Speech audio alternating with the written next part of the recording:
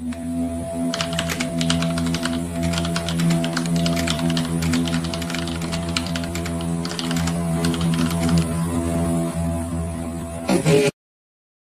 message arrived at 3:47 a.m. Seojin felt his phone vibrate against the nightstand, saw the name on the screen, and knew their peace was over. He slipped out of bed, careful, quiet.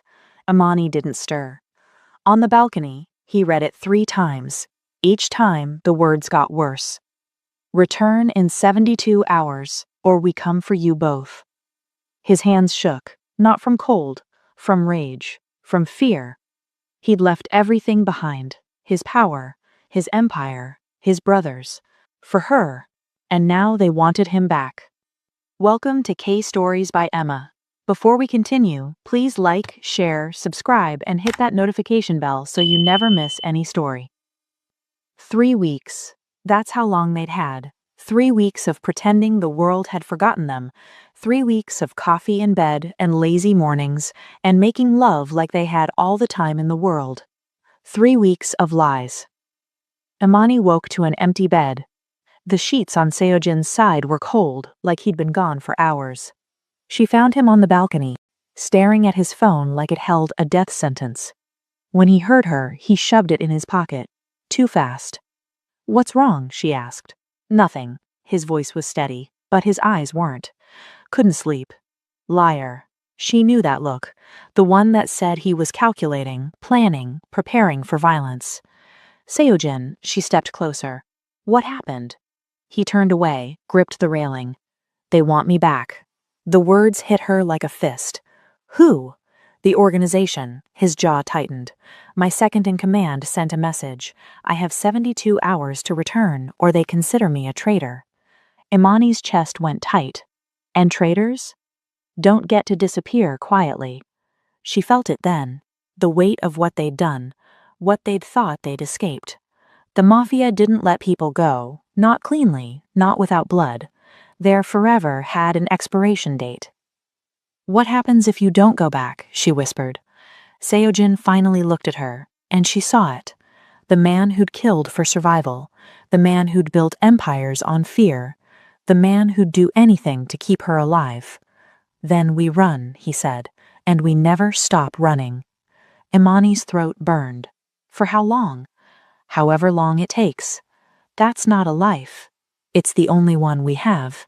He pulled her close, wrapped his arms around her like he could shield her from what was coming. But they both knew the truth. You can't outrun the past, not when it has your name, your face, your weakness. Later that morning, Imani was making coffee when her phone rang. Unknown number. She almost didn't answer, but something made her pick up. "Hello?" Silence. Then a woman's voice, young, nervous. "You don't know me, but I knew your husband." Imani froze. "Who is this?" "My name is Sophia. We need to talk." "About what?" "About Marcus. About what he did. About why you're in danger." The woman paused. "We need to meet, alone." Every instinct screamed at her to hang up, to tell Seojin, to not walk into whatever trap this was. But if Marcus had secrets, secrets that put her in danger, she needed to know. All of them, before she could truly move forward. "When?" Imani asked. "Today, 2 p.m., Riverside Cafe. Come alone. If he's with you, I'm gone." The line went dead. Imani stared at her phone, heart pounding. She should tell Seojin, should let him handle this, but she didn't. Because some truths you have to face alone, even if they destroy you. The woman waiting at Riverside Cafe was younger than Imani expected, mid-20s, beautiful in that effortless way some women are. Dark hair, designer clothes, expensive watch. She looked up when Imani approached, and smiled nervously. "Thank you for coming." Imani sat across from her, cautious, ready to leave if this felt wrong. "You said you knew Marcus." "I did." The woman extended her hand. "My name is Sophia. I was your husband's partner." She paused. "In more ways than one." The words hung between them. Imani's stomach dropped. What does that mean? Sophia pulled out her phone, slid it across the table. Photos. Marcus and Sophia, At restaurants, in hotel rooms, his arm around her waist, her lips on his cheek. Intimate, familiar, real. "We worked together," Sophia said quietly, "moving money for the Jade Serpents. But we were also—" She couldn't finish. Imani scrolled through the photos, each one a knife. Text messages next, hundreds of them. "Miss you already. Can't wait to see you tonight. She doesn't understand me like you do." Her hands shook. "How long?" "2 years," Sophia's voice cracked. "I'm sorry, I know that doesn't help, but I am." 2 years. 2 years of lies, of him coming home late, of business trips that weren't business. 2 years of Imani believing they were solid, happy, forever. She should have felt destroyed, should have felt the grief all over again. But instead, she felt something else. Relief. The guilt she'd been carrying, the shame of falling for Seo-jin, of wanting another man while supposedly mourning her husband, lifted. Marcus betrayed her first. She didn't owe his memory anything. "Why are you telling me this now?" Imani asked. Sophia leaned forward, urgent, scared. "Because the people Marcus worked for, they think you know where he hid their money." "What money?" $8 million. He stole it from the serpents, right before he died. Sophia's eyes were wide, terrified, and they're not going to stop looking until they find it, or find you. Imani's blood went cold. "I don't know anything about any money." "They don't believe that. To them, you're the widow, the one person Marcus Weff trusted." Sophia gripped the table. "They've been watching you, waiting, and now that you're with Seo-jin, they think you're using him for protection." "I don't even know where to start looking." "Do you want to?" Imani froze. "What?" Sophia met her eyes. "Do you know where it is?" "No." "But I know who does." Sophia's voice dropped. "Marcus had a partner, someone he trusted more than me. If anyone knows where he hid that money, it's them. And if you find it first, you can buy your freedom, both of you." Imani stared at her, processing. $8 million, enough to disappear, to pay off whoever needed paying, to actually have the forever Seo-jin promised. "Why are you helping me?" "Because Marcus lied to both of us," Sophia's jaw tightened, "and because I'm tired of looking over my shoulder. If we find that money, we split it. You get your freedom, I get mine. Everyone wins." Imani pulled out her phone, typed quickly. "We need to talk, now." She hit send before she could second-guess herself. But before she could stand, the cafe door opened. 2 men walked in. Tall, dressed in black, eyes scanning the room. They saw Sophia, and their hands went to their waists, where guns were hidden. Sophia's face went white. "We need to go, now." Sophia grabbed Imani's hand. "Don't run. Don't look at them. Just walk." Her voice was calm, but her grip was iron. They stood together, casual, like 2 friends finishing coffee. Sophia dropped cash on the table. Too much, but there wasn't time to wait for change. They walked toward the back, past the restrooms, through the kitchen. A cook looked up. Sophia smiled at him. "Sorry, emergency." They pushed through the back door into the alley. Behind them, shouting, footsteps. The men had realized they were gone. "My car, blue Honda, end of the block." Sophia was already running. Imani followed, heels clicking on pavement, heart slamming against her ribs. They reached the car. Sophia unlocked it with shaking hands. They dove inside. Engine roaring, tires screaming. Sophia drove like she'd done this before, fast, efficient, checking mirrors constantly. 3 blocks, 5, 10. Finally, she pulled into a parking garage, took the ramps up to the 4th level, parked between 2 SUVs where they couldn't be seen from the entrance. Then she collapsed against the steering wheel. "They found me." Imani's chest heaved. "Who were they?" "Jade Serpents." Sophia looked at her, eyes red. "They've been looking for me for 3 years, ever since Marcus died." "Why?" Sophia laughed bitterly. "Because of the $8 million he stole." Imani stared. "You said that already, but I don't understand. Marcus was a financial analyst. He didn't have access to that kind of money." "Yes, he did. That was his job, moving their money through clean accounts, making it legal." Sophia wiped her eyes. But 6 months before he died, he started skimming, small amounts at first, then bigger. By the time they noticed, he'd taken 8 million.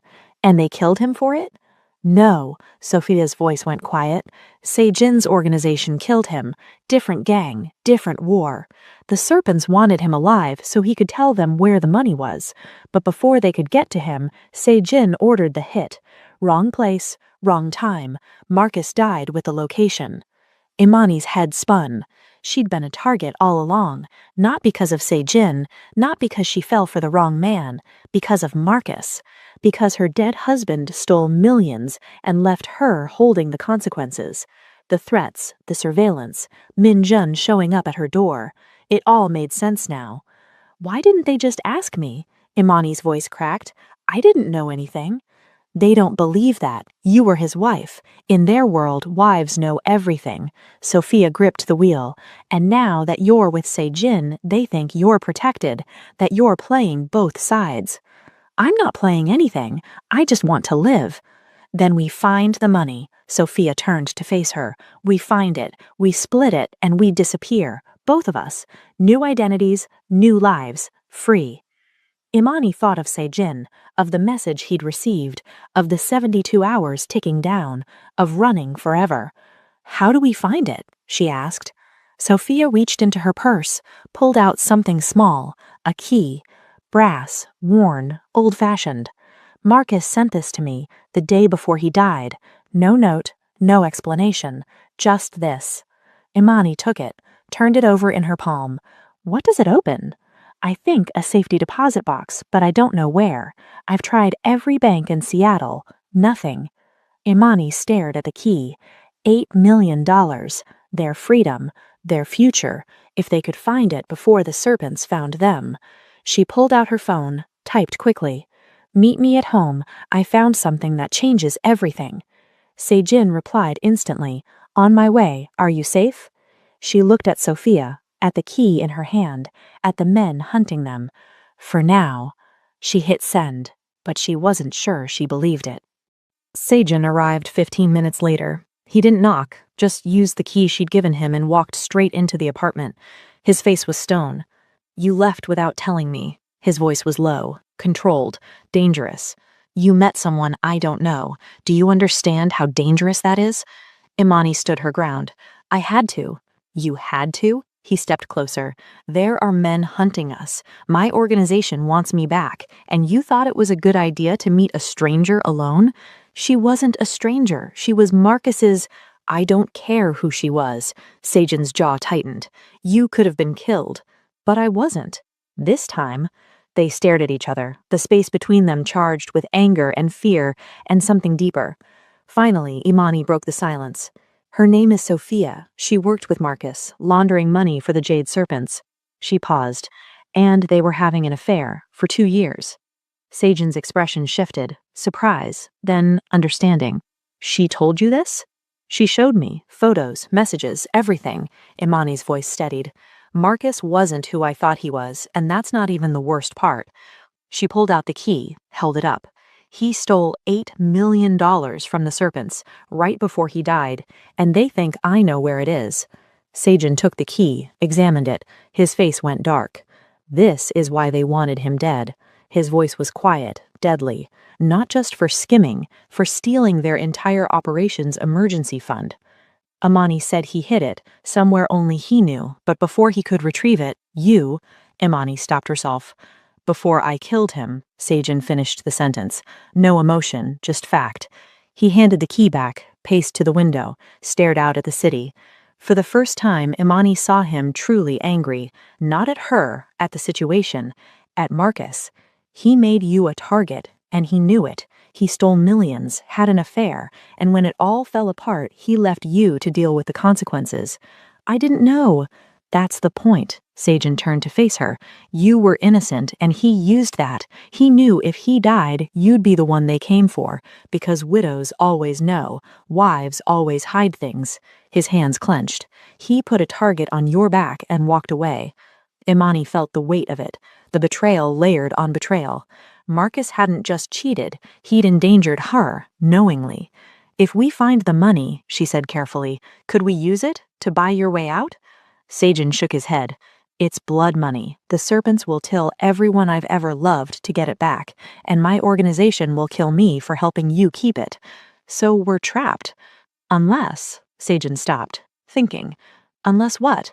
Unless we give it to someone neither side expects, someone who can broker peace, someone both organizations respect. Imani frowned. Who? Seijin met her eyes. Min Jun. The name hit her like cold water. You want to trust the man who almost killed me? No. Seijin crossed the room, took her hands. But I want to use him.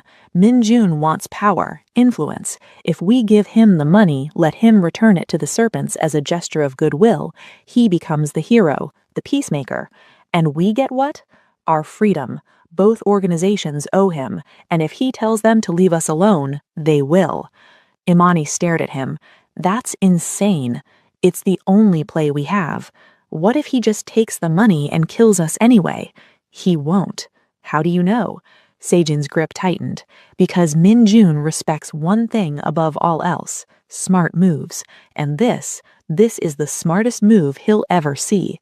Imani's heart pounded. And if you're wrong? Then we die together. His voice softened. But at least we tried. She looked at the key in her hand. $8 million. Their last chance. Where do we start? Seijin pulled out his phone. We find out where that key fits, and then we call Min Jun. They tore through Imani's apartment. Every drawer, every closet, every box of Marcus's belongings she'd been too broken to throw away. His old suits, his books, his files from work, nothing. Imani sat on the floor, surrounded by 3 years of grief. Maybe the key doesn't mean anything. Maybe he was just being paranoid. No, Seijin kept searching, methodical, patient. Men like Marcus don't send keys for no reason. He pulled out the last box. Photos. Old ones from their wedding, their honeymoon, birthdays. Imani looked away, couldn't bear to see those faces, those lies. Seijin flipped through an album, stopped. Here, tucked between 2 photos, a bank statement, folded, yellowed with age. Pacific Trust Bank, Portland, Oregon, account number redacted, but the branch address clear. Imani stared. Portland. 4 hours away. Seijin checked his watch. We can make it before they close if we leave now. 20 minutes later, they were on the highway. The drive was tense, silent except for the hum of tires on asphalt. Imani watched the trees blur past, thought about Marcus, about the man she'd married versus the man he'd been, about secrets and lies and the weight of not knowing someone at all. You okay? Seijin asked. I don't know. He reached across the console, took her hand, and they drove the rest of the way like that, connected, silent, together. Pacific Trust Bank was small, older, the kind of place people used because it was discreet. They walked in at 3:47 p.m., 13 minutes before closing. The manager looked up, mid-50s, suspicious eyes. Can I help you? I need to access a safety deposit box, Imani said. Name? Imani Williams. The manager's expression didn't change, but something flickered. Recognition, maybe. I'll need identification and proof of ownership. Imani slid her driver's license across the counter, then the key. The manager picked it up, studied it, looked at her ID again. Wait here. He disappeared into the back. Imani's heart hammered. What if it's not here? It's here. Seijin's voice was calm, but his hand found hers again, squeezed. Whatever's in that box, we face it together. And Imani realized something. This is what partnership looks like. Not romance, not passion, not the dramatic declarations people make in movies. Just 2 people choosing each other in the mess, in the fear, in the unknown. The manager returned, his face unreadable. Follow me. They walked through a heavy door, down a hallway, into the vault. Rows of boxes, small, silver, locked. The manager stopped at number 247. This box was opened 3 years ago and hasn't been accessed since. He looked at Imani. I'll give you privacy. He left. The vault door closed behind him. Imani stared at the box, hands shaking. You want me to do it? Seijin asked. No. She stepped forward. I need to. The key slid in, smooth, perfect fit. She turned it. Click. The box opened. Inside, USB drives, 3 of them, ledgers with handwritten notes, documents printed on thin paper, bank transfers, account numbers, names she didn't recognize. Every transaction Marcus made, every crime, every lie. And on top, a handwritten note. Amani's vision blurred as she read it. Amani, if you're reading this, I'm sorry for everything. Use this to survive. M. Her hands trembled. She set the note aside. Underneath, 8 stacks of $100 bills, shrink-wrapped, perfect, untraceable. $1 million per stack. 8 million total. Amani couldn't breathe. Sajin's jaw tightened. Now we have leverage. And a choice, Amani whispered. They stared at the money, at their future, their freedom, their survival. All of it sitting in a box that had been waiting 3 years for this moment. They met Min Jun at Arcadia, an upscale restaurant in downtown Seattle, the kind with private rooms and staff who knew not to ask questions. He was already there when they arrived, sitting at the head of the table, smiling. You found it, his eyes gleamed. I'm impressed. Sejin sat across from him, Imani beside him. On the table between them, a black duffel bag, heavy, packed with 8 million reasons to listen. Let's talk, Sejin said. Minjun gestured to the bag. May I? Sejin nodded. Minjun unzipped it, looked inside. His smile widened. The jade serpents have been looking for this for 3 years. He zipped it closed. And you're just going to give it to me? Not to you, Sejin said. Through you. To them. Minjun leaned back, interested. In exchange for what? A truce. I walk away from the organization, clean, no retaliation, and Imani is marked as untouchable, forever. That's a tall order. That's the deal. Minjun studied them, his gaze sharp, calculating. You're willing to give up $8 million for her. Sejin didn't hesitate. Yes. Minjun laughed, not cruel, almost admiring. You've gone soft, my friend. No, Sejin's voice was steel. I found something worth protecting. Minjun's smile faded. He looked at Imani, really looked at her. You must be something special to make a man like him choose this. Imani met his eyes. I didn't ask him to choose. He did it on his own. Even better. Minjun poured himself tea, slow, deliberate. The problem is this. The serpents won't just want their money back. They'll want blood. Imani's stomach dropped. What does that mean? It means money isn't enough. Minjun's tone was matter-of-fact. They've been hunting this for years. People died. Reputations were damaged. They'll need proof you're serious. A gesture. What kind of gesture? Sejin asked. Minjun reached into his jacket, pulled out a folder, slid it across the table. Sejin opened it. Photos, surveillance, documents. Sophia. Getting into cars with men Imani didn't recognize, meeting in parking garages, talking on burner phones. She was working both sides, Minjun said, feeding information to the serpents about your organization, names, locations, shipment routes. She's the reason they knew so much about your operations. Imani's stomach dropped. That's not possible. She helped me. Because she needed you to find it first. Minjun's voice was cold. She needed you to find it first, then she'd take her cut and disappear, leaving you to deal with the consequences. Imani wanted to argue, to defend her, but the evidence was right there. Photos, dates, proof. Sejin's face was unreadable. We'll think about it. Don't think too long. Minjun stood, straightened his jacket. You have 48 hours. After that, the offer expires, and you're both on your own. He walked to the door, paused. For what it's worth, I hope you choose wisely. Then he was gone.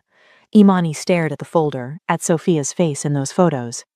Did she really betray us? Sejin's silence was answer enough. Imani didn't sleep. She lay in bed staring at the ceiling. Every time she closed her eyes, she saw Sophia's face. Young, scared, trusting her. At 3 a.m., she gave up trying. Sejin was on the couch, awake, staring at nothing. We can't give her to them, Imani said. He didn't look at her. I know. They'll kill her. I know. So we find another way. Sejin finally turned. His eyes were tired, haunted. There is no other way. There has to be. Imani. His voice was sharp, final. Sophia made her choices. She played both sides. She put you in danger, and now she has to face the consequences. So we just hand her over like she's nothing? She's not nothing. She's a liability. Sejin stood, paced, and in this world, liabilities get people killed. We're not murderers, aren't we? He stopped. looked at her. I've killed, you know that. You chose to love me anyway, so don't pretend we're innocent. The words hit like a slap. Imani's chest tightened. That's different. How? Because you didn't have a choice. We always have a choice. Sajan's jaw tightened, and right now, the choice is her or us. For the first time, Imani saw it. The line between them, the place where her morality and his world didn't align, where love and survival pulled in opposite directions. I can't do this, she whispered. You don't have to. I'll handle it. That's not an answer. It's the only answer I have. They stood in silence, the distance between them suddenly immense. Imani made a decision. She grabbed her phone, walked into the bedroom, closed the door, dialed the number Sophia had given her. It rang twice. Hello? Sophia's voice, groggy, worried. It's Imani. We need to meet, now. What's wrong? I'll explain when I see you. Parking garage on 5th and Pine, 20 minutes. Imani, just be there. She hung up. When she came out, Sajan was standing by the door, blocking it. What did you do? What I had to. Imani, move. His eyes searched hers. You're making a mistake. Maybe, but it's my mistake to make. For a moment, she thought he'd stop her, physically, keep her from leaving, but he stepped aside. If this goes wrong, it won't. If it does, they'll come for both of you. Then come with me. She grabbed her jacket. Help me save her. Sajan's face was stone. I can't. Can't or won't? He didn't answer. Imani left without looking back. The parking garage was empty, cold, echoing. Imani stood in the center, waiting. Headlights swept across the concrete. A car pulled in, parked. Sophia got out, walked toward her slowly. She looked at Imani's face and knew. They want me, don't they? Imani nodded, her throat tight. Min Jun has proof you were working both sides, feeding information to the serpents. She paused. Is it true? Sophia's eyes filled with tears. Yes. Why? Because I was scared. Because Marcus died and I thought they'd come for me next, so I made a deal. Information for protection. Her voice broke. I didn't know it would put you in danger, I swear. It doesn't matter now, Imani stepped closer. They want you, dead, as proof we're serious about peace. Sophia's face went pale. Are you here to— No, Imani's voice was steel. I'm not giving you to them. I'm getting you out. They sat in Sophia's car, engine off, planning. Vancouver, Imani said. I have cash, enough to get you across the border. And Sophia, I know someone there, a woman who helps people disappear. New identity, new life. Sophia wiped her eyes. You'd do that for me? After what I did? You warned me about the money. You could have just taken it and run. Imani met her gaze. That counts for something. Sophia nodded, shaking. When do we leave? Tonight. We drive north. Cross at— Headlights cut through the darkness.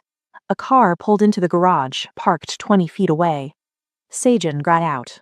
Imani's stomach dropped.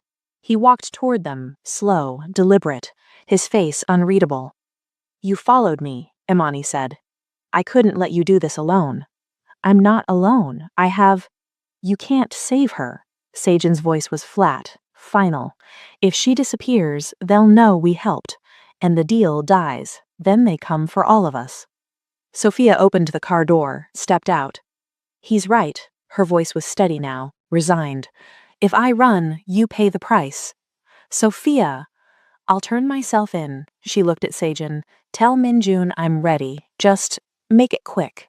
No, Imani grabbed her arm. We're not doing this. You gave me a chance. You could have traded me the second you found out, but you didn't. Imani's eyes filled again. That's more than anyone else has ever done for me. Imani felt her chest crack. There has to be another way. Sajan stepped forward. There is. Both women looked at him. We fake her death, he said quietly. Make them think she's gone, but she has to disappear completely, forever. No contact, no coming back.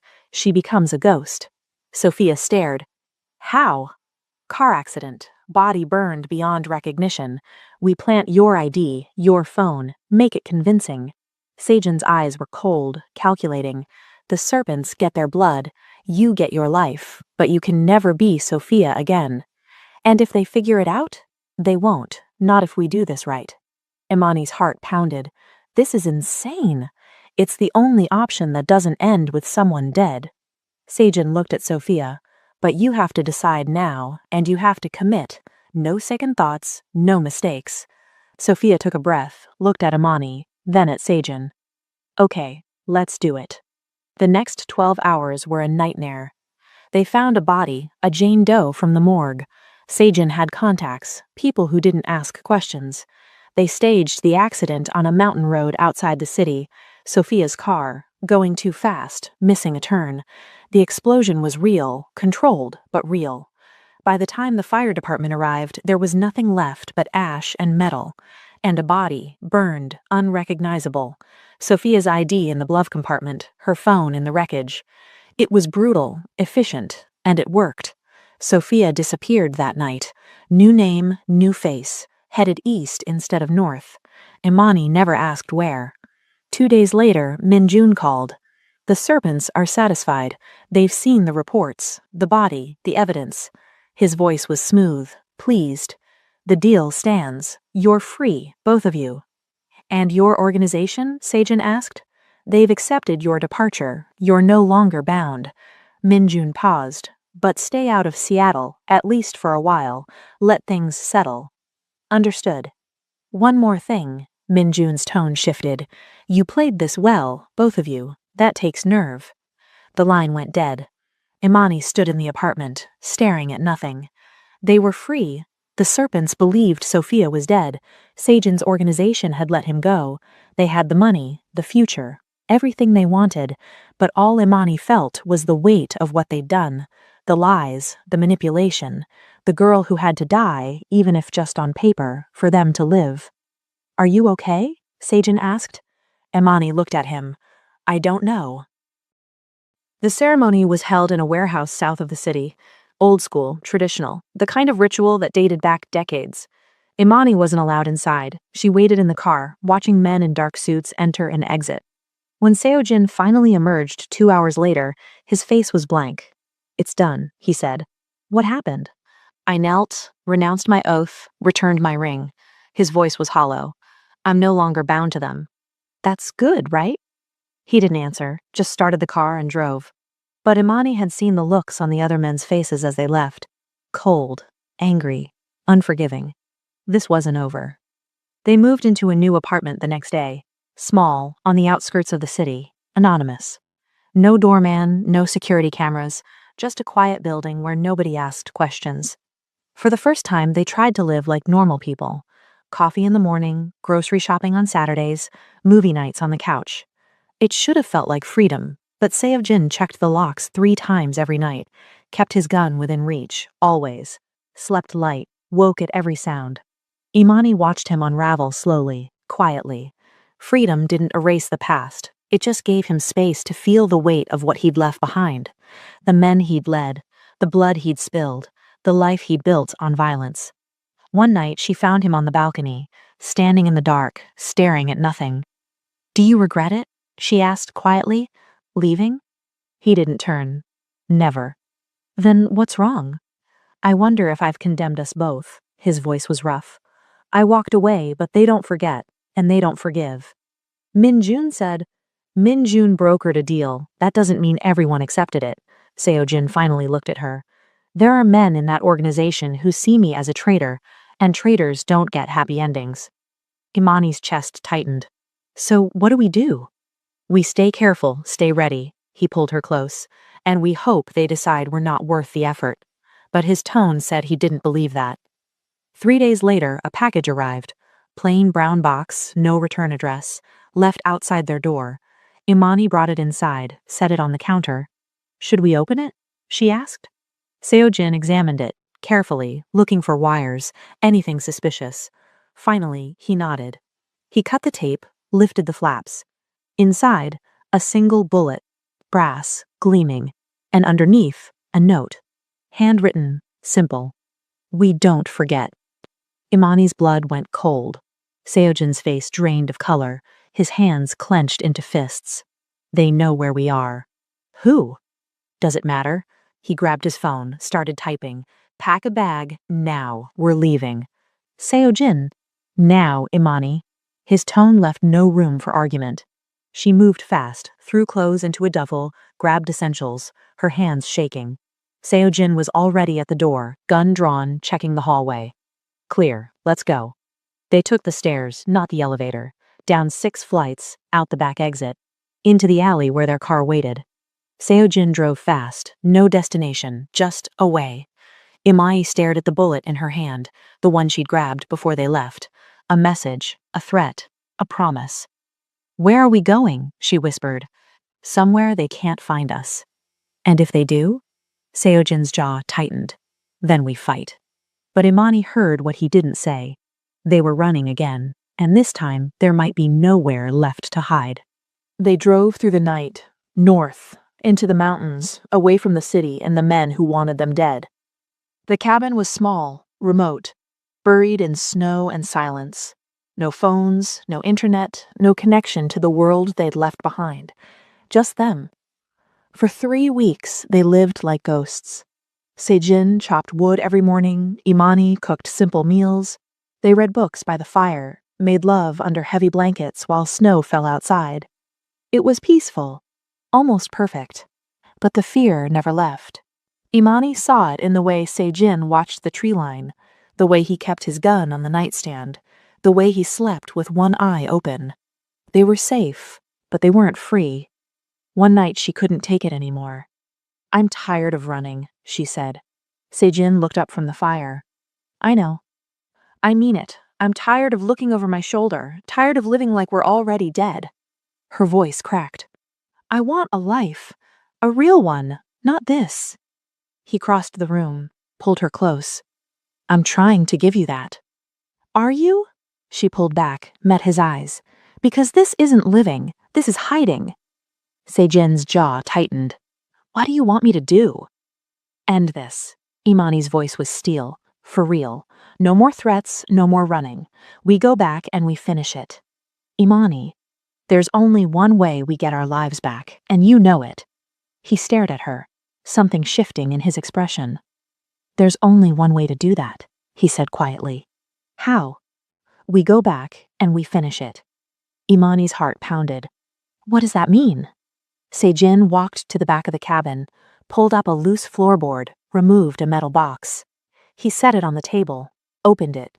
Inside, USB drives, documents, photos, recordings. I've been collecting evidence, he said, for years. Every crime, every deal, every murder the organization committed. He looked at her. Enough to bring them all down. Imani stared. Why didn't you use it before? Because if I do, I'm a dead man, he said, flat. The moment this goes public, every member of that organization, current and former, will hunt me. They'll never stop. Not until I'm gone. So we've been running for nothing? No, I was buying time, trying to find another way. Sejin's hands clenched. But there is no other way. If we want to be free, truly free, we have to destroy them completely. Imani's mind raced. And if we do this, what happens to us? We become targets, forever. But at least we're not hiding anymore. At least we're fighting back. She looked at the evidence, at years of violence and corruption condensed into files and recordings. This was their weapon, their only weapon. If we do this, she said slowly, we do it smart. We don't just release everything and hope for the best. We make a plan. We protect ourselves. Agreed. And we don't die. Her voice was firm. We survive this, both of us, together. Sejin cupped her face, his eyes dark, intense. Then we do it together. He kissed her, slow, deep, to burn it all down, and we survive. Imani nodded. They'd been running long enough. It was time to fight back, even if it killed them. They returned to Seattle 3 days later, not hiding, not running, walking straight into the fire. Seojin made the call from a burner phone, short, direct. I need a meeting with the council, tonight. There was silence on the other end. Then, you have nerve coming back here. I have something you want, and you have something I need. Seojin's voice was steel. Tonight, or I go to the feds. Another pause. Midnight, the old warehouse. Come alone. I'm bringing her. Then you're both dead. We'll see. He hung up. Imani watched him. Are you sure about this? No. He loaded his gun, checked the clip. But it's the only move we have left. They arrived at 11:58 p.m. The warehouse was the same one where this all began, where Min Jun had spared them once before. Inside, the council waited. 7 men, old guard, the ones who'd built the organization from blood and fear. At the head of the table sat Choi, 70 years old, sharp eyes, hands that had killed more people than Imani could imagine. You brought her, Choi said. Not a question, a statement of disappointment. I did, Seojin said, the metal blocks on the table, because what I'm about to offer affects both of us. You have no leverage here, boy. Don't I? Seojin opened the box, pulled out a USB drive. This contains every crime this organization has committed in the last 10 years. Names, dates, locations, bank accounts, everything. The room went silent. You're bluffing. Seojin pulled out his phone, pulled up a file, turned the screen toward them. A recording, audio and video, clear as day. Choi's voice, planning a hit, ordering an execution. The old man's face went pale. I have hundreds of these, and they're set to release automatically if I don't check in every 12 hours. So here's my offer. Let us go, clean, no retaliation, no hunting us down, and this stays buried. And if we refuse, another council member asked, then every federal agency in the country gets a copy. The FBI, DEA, ATF, all of it. Seojin's eyes were cold. You'll spend the rest of your lives in prison if you're lucky. The council erupted, shouting, threats, rage. But Seojin didn't flinch. For the first time, Imani saw him not as a man torn between worlds, but as a man who'd chosen his side. Her side. Choi stood slowly, his face twisted with fury. Would you betray your brothers? You're not my brothers, Seojin said. Not anymore. Choi's hand moved, fast for an old man. A gun appeared, aimed directly at Imani. Then she dies, and you live with that choice forever. Imani's breath stopped. Seojin moved to step in front of her, but before anyone could fire, another voice cut through the room. Lower the weapon. Min Jun. He stepped out of the shadows, calm, composed, hands in his pockets. This man has earned his freedom. Choi's gun didn't waver. Stay out of this. I can't. Min Jun walked forward, stood between the gun and Imani, because I brokered the deal that brought him back, and I vouch for him. You vouch for a traitor? I vouch for a man who knows what he wants, who's willing to burn everything to protect it. Min Jun's smile was cold. That's not betrayal, that's clarity. The room went silent. Choi stared at Min Jun, then at Seojin, then at Imani. Finally, he lowered the gun. You have 48 hours to leave Seattle. After that, if I ever see your face again, deal or no deal, you're dead. Seojin nodded, understood. They turned to leave, but Seojin stopped, looked at Min Jun. Why are you helping us? Min Jun smiled, because I respect men who know what they want, and you, my friend, have chosen well. He glanced at Imani. Take care of him, he's one of the few good ones left. Then he walked back into the shadows. And they were free. The council's decision was final. They were free, but Seattle was closed to them, forever. 48 hours to leave, no extensions, no negotiations. They spent the first day packing. Not much to take, a few clothes, some books, the photo of Marcus that Imani still couldn't throw away, not because she mourned him anymore, but because he was part of her story. The rest they left behind. The second day, they said goodbye. To the apartment where they'd hidden, to the coffee shop where they'd fallen in love, to the streets they'd walked together, to the city that had given them each other and nearly destroyed them in the process. It was bittersweet, but necessary. On their last night, they stood on the pier, the same one where Seojin had first told her the truth about Marcus, where everything had started to unravel and rebuild at the same time. The water was black, endless, the city lights reflected across the surface like fallen stars. I'm sorry, Seojin said quietly. Imani looked at him. For what? For all the pain, for everything you lost. His voice was rough. Your husband, your life, your peace? Imani took his hand, laced her fingers through his.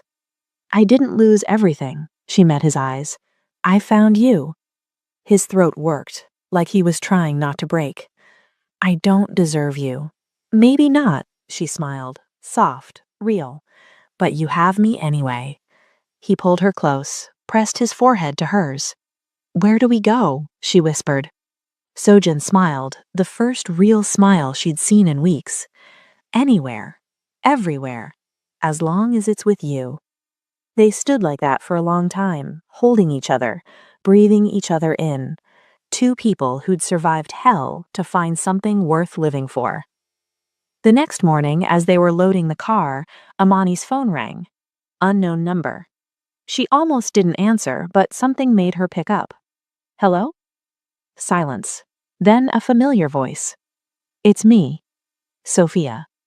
Amani's breath caught. Are you? I'm safe. I'm in Toronto. New name, new life. Sophia's voice was lighter, hopeful. I wanted to say thank you for giving me a second chance. Amani's eyes filled. We all deserved one. Yeah, Sophia paused. Are you okay? I think so. We're leaving Seattle, starting over. Good. You deserve that. Another pause. Take care of him, and let him take care of you. I will. Goodbye, Amani. Goodbye, Sophia. The line went dead. Amani stood there for a moment, phone in hand, tears on her cheeks. Sojin came up behind her. Who was that? A ghost. A good one. He kissed her temple. Ready? Yeah, I'm ready. They drove to the airport, checked in for a flight. Destination still undecided. They'd choose when they got to the gate. As they walked through security, Amani felt it. The weight lifting, the fear fading. For the first time in years, maybe ever, she wasn't running from something. She was running toward something. A future, a life, a love that had cost them everything, but given them more. They boarded the plane hand in hand, found their seats, settled in. As the plane took off, Amani looked out the window, watched Seattle disappear below them. The city where she'd lost Marcus, where she'd found Sojin, where she'd learned that love wasn't safe or simple or easy, but it was worth it. She turned to Sojin. He was watching her, that soft look in his eyes, the one that said she was his entire world. Where do we go? She asked. He smiled. Does it matter? No. She leaned her head on his shoulder. It doesn't. Because home wasn't a place anymore. It was him. And that was enough. 6 months later, Imani woke to sunlight streaming through white curtains, the sound of waves rolling against the shore, seagulls calling, the smell of salt air and coffee. She stretched, smiled, rolled over. Seojin's side of the bed was empty, but she could hear him in the kitchen, humming softly, making coffee the way he always did. She got up, pulled on one of his shirts, walked barefoot across the cool tile floor. Their apartment was small, a studio overlooking the ocean in a tiny coastal town in Portugal. No one knew them here. No one asked questions. They were just another couple, starting over, building something new. Seojin looked up when she entered, smiled that soft smile reserved only for her. Good morning. Morning. She kissed him, tasted coffee on his lips. You're up early. Couldn't sleep. He poured her a cup. I have a class at the gym in an hour. He taught self-defense now, at a local gym run by an old Portuguese man who didn't care about his past. Imani worked at a bookstore 3 blocks away, small, quiet, filled with stories and languages she was slowly learning. It was ordinary, and it was perfect. They had dinners with neighbors, an elderly couple who brought them wine and taught them Portuguese phrases. They went to the market on Saturdays, bought fresh fish and vegetables, cooked together in their tiny kitchen. They walked on the beach every evening, held hands, watched the sunset. It was the life they'd fought for, bled for, nearly died for, and it was theirs. That evening, Seojin found her on the beach. She was sitting in the sand, watching the waves, lost in thought. He sat beside her, close enough their shoulders touched. Do you miss it? He asked quietly. Miss what? Seattle? Your old life? Imani considered. I miss who I thought I was, the version of me that believed everything was simple, safe. She paused. But I don't miss the pain. Do you regret it? Any of it? She looked at him, really looked at him. This man who'd killed her husband, who'd made her fall in love with him, who'd destroyed her world and rebuilt it into something better. No, she said, I don't. He smiled, relieved, like he'd been holding his breath waiting for her answer. Are you happy? He asked. She turned the question back. Are you? Seojin cupped her face. His thumb brushed her cheekbone. His eyes, those dark, intense eyes that had seen so much violence, were soft now, peaceful. Every single day. Imani's chest tightened, in the best way. I have something to tell you, she said. His expression shifted, concerned. What's wrong? Nothing's wrong. She took his hand, placed it on her stomach. I'm pregnant. Seojin froze, completely still, like his brain had stopped processing. Then he laughed, a real laugh, full and unguarded and filled with something Imani had never heard from him before. Joy. He pulled her into his arms, held her so tight she could barely breathe. We're going to be okay, he whispered against her hair, his voice cracking. All of us. Tears slipped down Imani's cheeks, happy ones this time. You're not scared? Terrified. He pulled back, looked at her, eyes wet. But I've never been more sure of anything. They sat there as the sun dipped toward the horizon. The sky turned gold, then pink, then deep purple. The waves rolled in, constant, eternal. Imani leaned against Seojin, his arm around her shoulders, her hand on her stomach where their future was growing. The past was behind them.